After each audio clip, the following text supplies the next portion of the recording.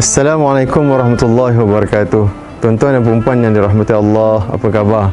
Kita dah nak masuk bulan Ramadan tak lama lagi ni, tinggal beberapa hari sahaja. Jadi pada hari ini saya ingin berkongsikan bersama-sama dengan tuan-tuan dan puan-puan, di mana kongsian ini dapat insya-Allah dapat berikan semangat untuk kita melakukan amal ibadah dalam bulan Ramadan. Jadi perkongsian pada kali ini berkaitan dengan kelebihan-kelebihan yang kita perolehi dalam bulan Ramadan ni bagi umat Nabi Muhammad sallallahu alaihi wasallam, yang mana tak dapat umat sebelum kita memang tak dapat. Hanya umat Nabi Muhammad sallallahu alaihi wasallam sahaja yang dapat. Jadi riwayat daripada Jabir, satu hadis riwayat daripada Jabir bin Abdullah radhiyallahu anhuma, kelebihan yang dapat kita garap dalam bulan Ramadan ni yang mana umat-umat lain semua tak dapat. Jadi hadis Nabi sallallahu alaihi wasallam, Rasulullah bersabda, "U'tiyat ummati fi syahri Ramadhan khamsan lam yu'tahunna nabiyyun qabli." Ada 5 perkara yang diberikan kepada umat Nabi Muhammad sallallahu alaihi wasallam yang mana umat sebelum ni tak dapat.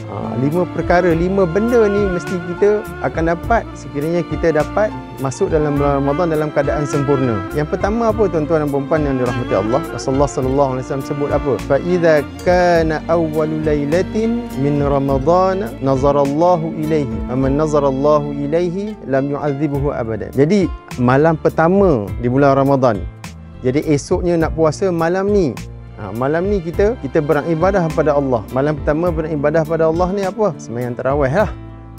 Jadi apabila Allah nampak kita, Allah pandang kita dengan kasih sayang dia, insya-Allah lam yu'adzibuhu abadan, maka tidak akan diazab oleh Allah selama-lamanya. Ini hadis riwayat daripada Jabir. Dan yang kedua, fa innahum yamshuna wa khulufu afwahihim atyabu 'indallahi min rihil misk.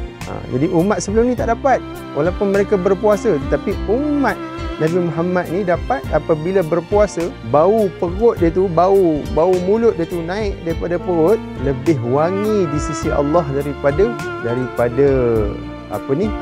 kasturi. Kalau kita tahu kasturi ni memang dah wangi lah.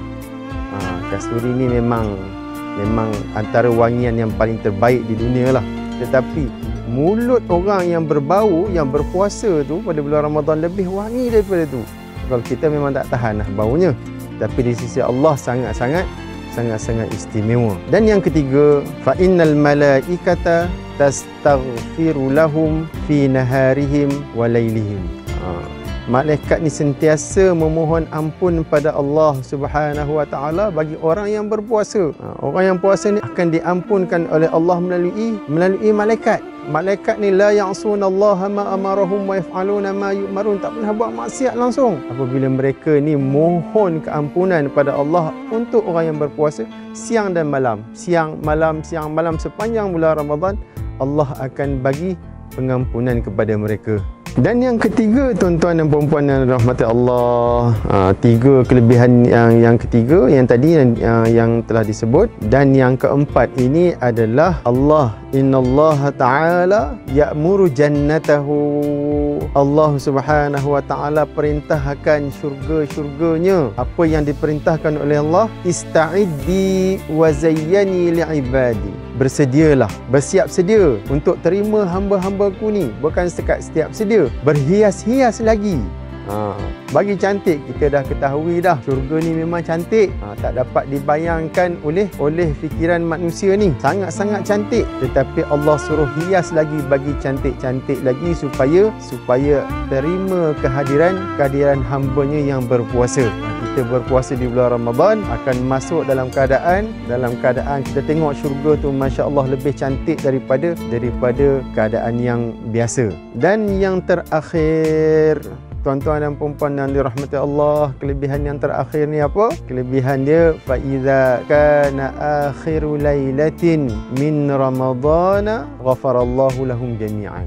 Malam-malam yang terakhir, di akhir-akhir bulan Ramadan, Allah akan bagi keampunan kepada mereka yang berpuasa. Jadi bertepatan dengan satu hadis lagi sallallahu alaihi wasallam, Nabi sallallahu alaihi wasallam sebut awwaluhu rahmah. Kita dah melakukan ibadah berpuasa ni kita dapat rahmat daripada Allah, wa awsatuhu maghfirah, dan pertengahannya kita dapat pengampunan daripada Allah. Sabit juga dengan hadis tadi, ghafarallahu lahum jami'an. Apabila Allah bagi pengampunan kepada kita, maka Allah akan bagi atqun minan nar lam yu'adzibuhu abadan. Allah akan bagi pengampunan dan Allah akan bagi pembebasan daripada neraka. Jadi 5 perkara ni tuan-tuan dan puan-puan yang dirahmati Allah tak dapat pada umat-umat lain, hanya umat Nabi Muhammad sahaja yang dapat. Jadi sama-samalah kita masuk dalam bulan Ramadan ni dalam keadaan semangat yang membara supaya kita dapat melakukan ibadah pada bulan Ramadan, bukan setakat berpuasa, malah kita melakukan qiyamul lail dan ibadah-ibadah yang lain. Semoga kita dapat rahmat daripada Allah Subhanahu wa taala. Jadi saya rasa sampai sini dulu perkongsian saya untuk kali ini. InsyaAllah kita bertemu di pertemuan yang akan datang. Dan pesanan saya kepada pelajar-pelajar yang berada di rumah, pelajar-pelajar sama ada pelajar yang bakal memasuki semester baru ataupun pelajar yang dah telah berada dalam semester yang sekarang ni kita berada dalam musim PKP. Kena duduk rumah, jangan keluar. Jadi yang pertama, kita kena bahagikan masa sebaik mungkin. Sebab kita berada di rumah, jadual kita kena susun dengan baik. Dan yang kedua, diselangi juga dengan ibadah-ibadah. Bukan sahaja duduk rumah kita study depan laptop, tetapi kita kena selangi juga dengan ibadah supaya seiring pendidikan kita dengan ibadah tu seiring.